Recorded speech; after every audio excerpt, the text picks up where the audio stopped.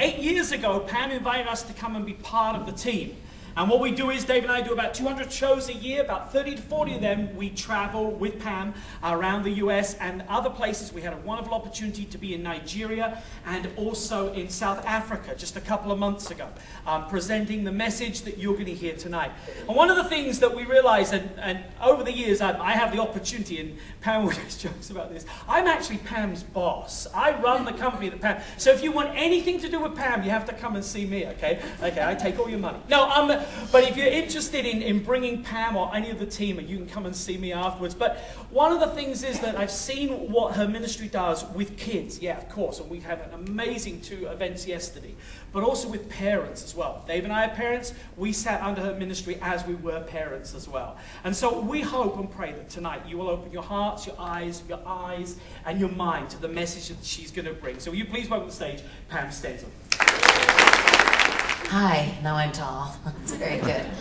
But there are lights and the camera can't see me otherwise, so here we are. But it is great to be with you, and it's fun. You know, I've been on the road since last Monday, and the guys joined me on Saturday, and we came here, and then they're going back to Minnesota and Denver, well, not tomorrow, Wednesday.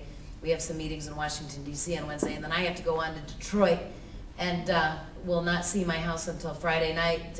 Saturday I will do laundry, and Sunday I will fly to Mexico City. So it's kind of nice in the middle of a 2-week road stint here to have them with me and to be able to get some work done. Colin and I obviously work together closely, and so if it's not face-to-face, it's on the phone. So it's fun to have them with me for a few days, get some work done, and be able to face-to-face time. But they're great, and I know they're not going to say a lot about it, but they have such a wonderful show that we don't have time for them to do all of because of our time frame, and it's on the wall. So so they did something very quickly, but they have done Crisis Pregnancy Center banquets. They've done banquets for other nonprofits.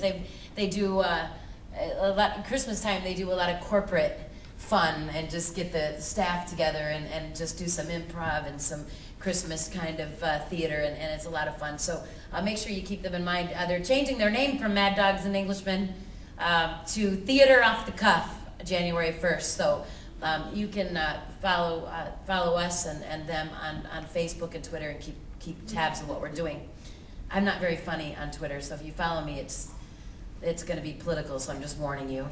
Then you can ask me if you don't like it, or funny, one of those 2 things. But well, we have a good time. I live in Minnesota with my family. I have 3 children back home. I have a daughter who's 23. She graduated from Minnesota State University with a degree in elementary education, and in August got engaged.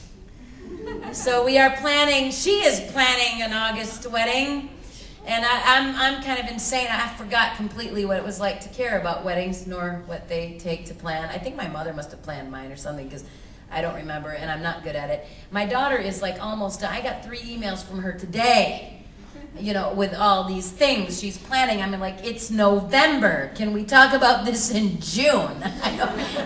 Do we really have to plan this far in advance? But she's the organized teacher type, so she's getting it all done, and I'm writing the check. So that's how that's going.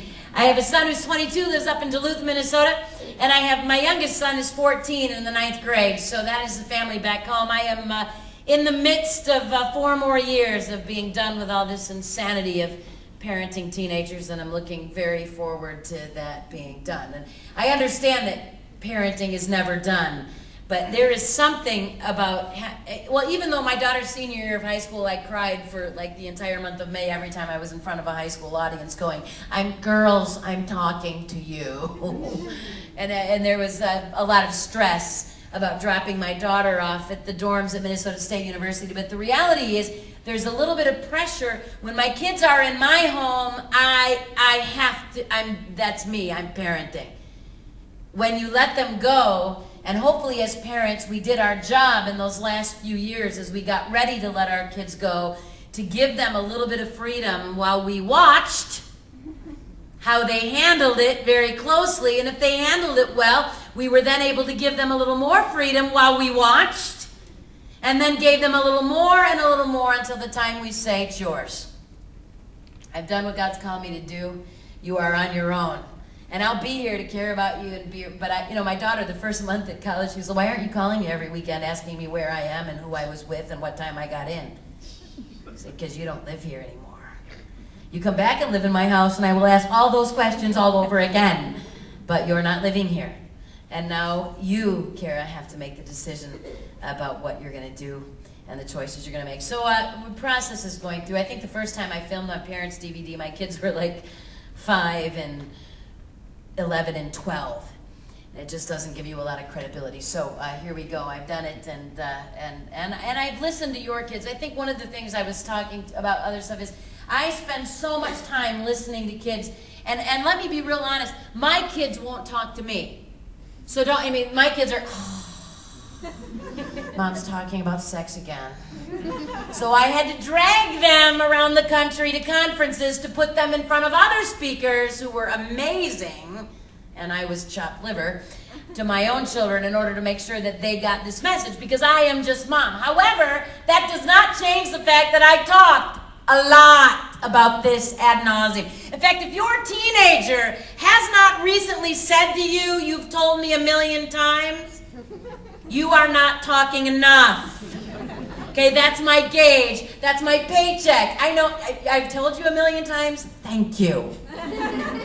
That at least tells me I am doing my job, all right? So I speak to about 500,000 students around the world. This last year we've been in Uganda, Kenya, Cairo, London, Dublin, Switzerland, Mexico. About 3 weeks ago we were in Mexico, Mexico City National Auditorium, 10,000 students, and they webcast it across the country. In fact, I was teasing people that I'm probably more popular in Mexico than I am in the U.S. I'm much better known there for whatever reason. I'm not sure what the deal is here, but I get a chance to hear from students all over the world, and I've learned a tremendous amount from students. And a lot of times parents will say to me, well, do you have to be that clear? Yes, absolutely yes. We must be very specific with students. It's very important, because the minute you're not specific, you're going to get 300 emails going, "Yeah, but what about..." And you know, when I say sex is any form of genital contact, I think I'm being really clear. I've gotten even clearer in the last few years. Hand to genital, mouth to genital, genital to genital. And I still get kids, "Well, does that really mean oral sex?"